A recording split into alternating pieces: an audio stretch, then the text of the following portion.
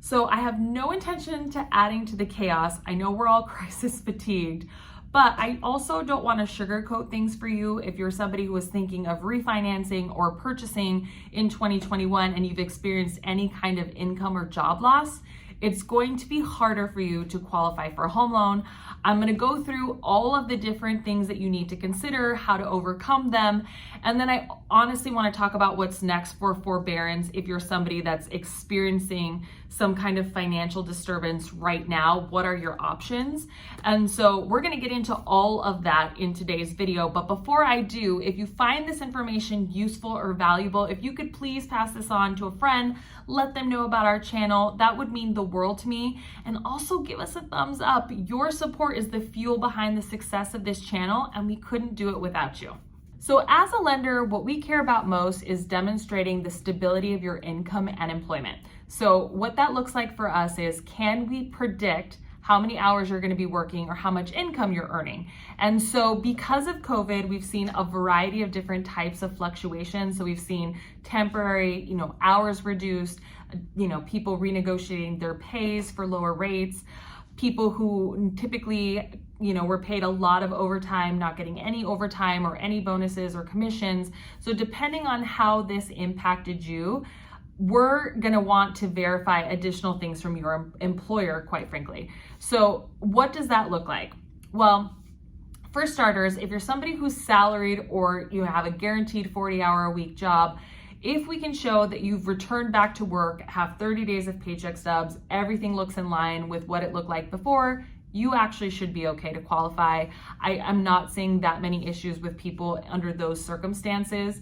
I am seeing people on variable rates, right? So people who have maybe work like 38 hours one week and then 42 the next week, and then 36 one week and then 30 another week. If you have variable schedule, this is where it gets really tricky. And the reason for that is, one, your schedule is all over the place, but two, there was a period for all of us when our businesses were shut down for anywhere between 4 and 9 weeks, sometimes longer for certain industries.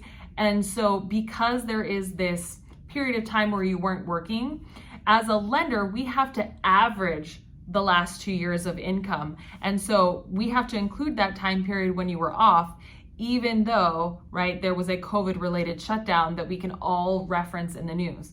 So variable pay is where it gets a little bit challenging.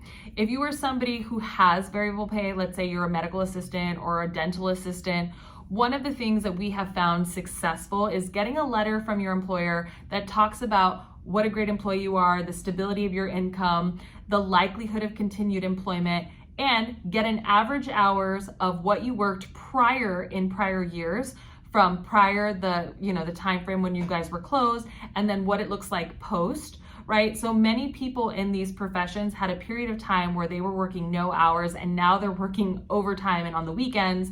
I literally just qualified somebody whose office went from being open 4 days a week to being open 6 days a week. And so now in post-COVID furlough, they're making way, way more money. And so we were able to show, hey, we can use average hours to qualify her because what's happening now in these last 3 months has been so aggressive.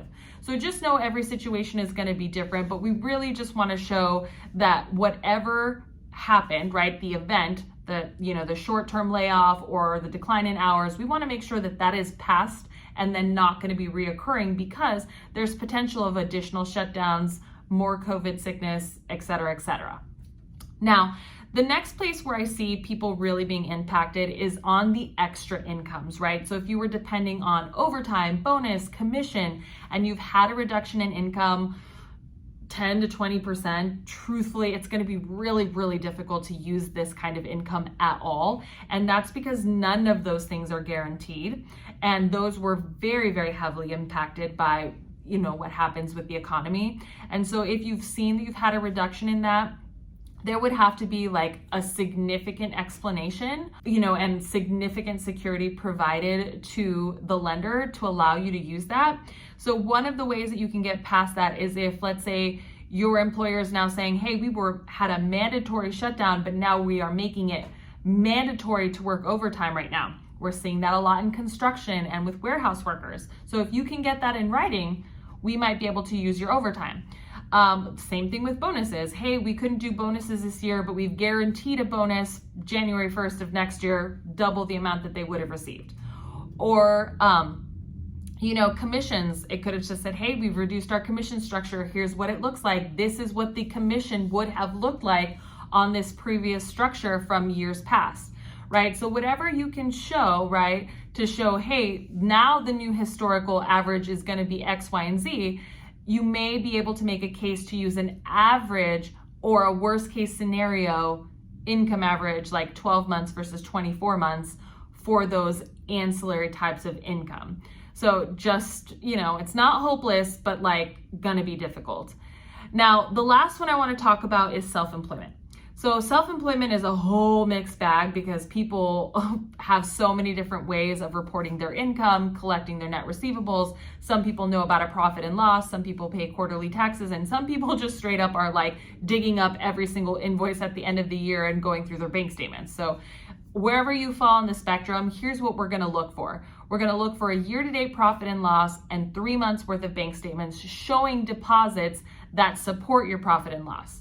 If we cannot show deposits that support the income that you want to use, we're going to ask for an audited profit and loss. That's going to be thousands of dollars. You're probably not going to want to do it, but it's a way to qualify.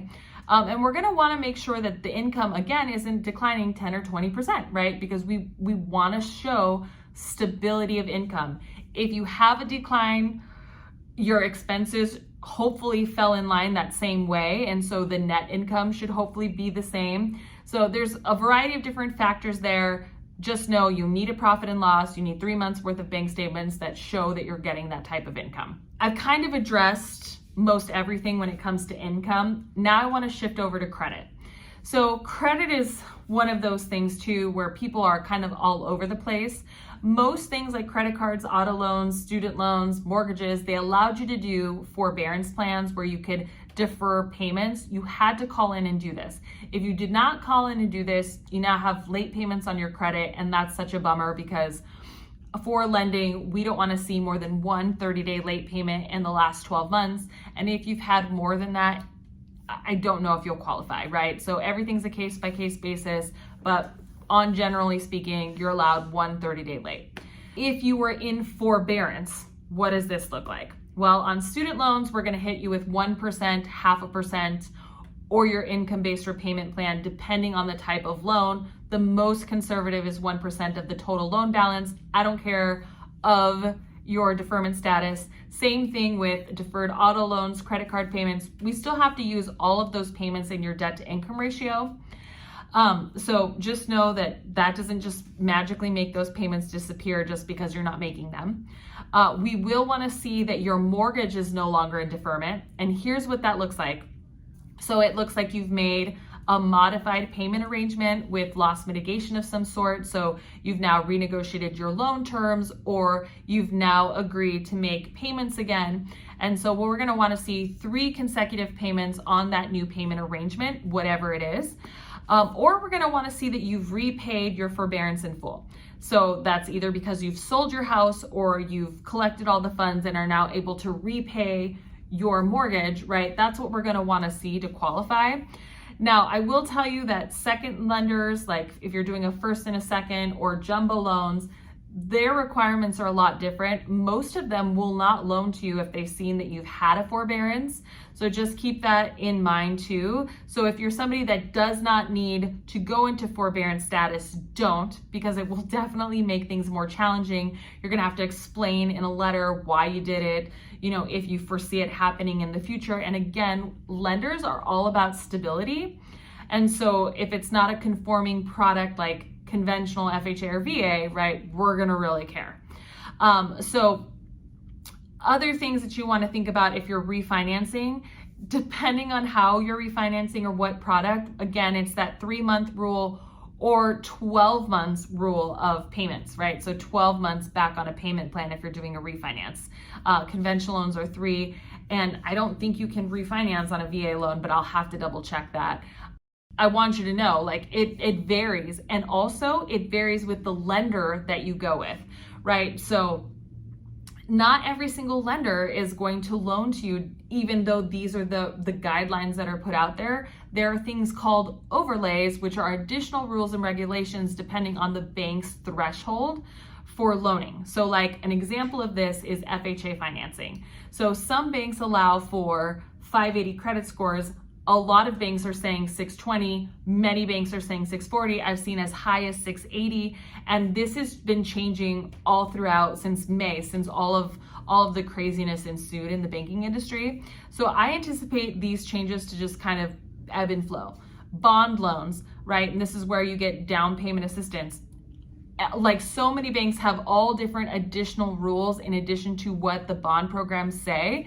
And so you just want to be aware that credit and forbearance and in declines in income, every single bank is going to have different thresholds of risk. And so if you're somebody who's getting declined in this market or being told that you maybe have to wait, I would check with 2 or 3 different lenders, because you'll probably get 2 to 3 different answers. So that was like a tangent, but hopefully that helps. So if you're somebody who finds themselves income or employment compromised, or you're just not feeling very great about the stability of your income or your employment, you need to contact your mortgage lender and talk to them about what loss mitigation or loan modification products they're offering. I know that FHA extended their forbearances, and I know that there's still a lot of there isn't a lot of clarity around what's happening with conventional loans, since the CARES Act expired. But my personal belief is that most lenders are still offering a wide range of options for clients that are experiencing financial hardship. And, I think that they're going to continue to, and we're going to hear more updates, and I will be updating you guys on it. So don't just let yourself miss a housing payment. Talk to your lender, figure out what your options are. Now, I will tell you, because I know that there's a lot of people rushing out into the market right now because rates are historically low and, prices of houses are going up and up and up because it's so competitive. But if you're not in a super secure financial position, you're able to live off of 70% of your net take-home income, you have 6 to 12 months of reserves, and your down payment and closing costs saved, this is not the time for you to purchase. And I know it sounds crazy, but honestly, you don't want to buy in a panic situation because you think you're not going to be able to afford a house in 3 years from now, because that's when you find yourself over leveraged and in a position where if there was a correction of any kind in the real estate market, you prevent yourself from being able to sell your property, right? Because you'd be underwater. So do not buy under these conditions.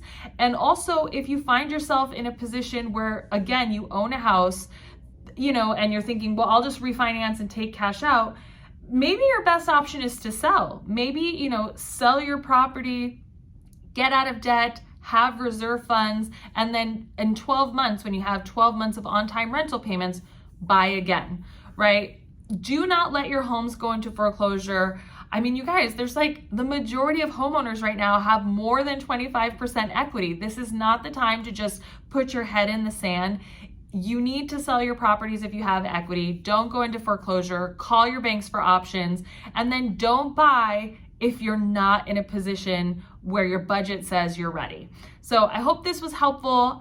I know I yapped on a lot, but I hope I provided you with lots of nuggets to share with friends and family, and please tune in for another one of our videos.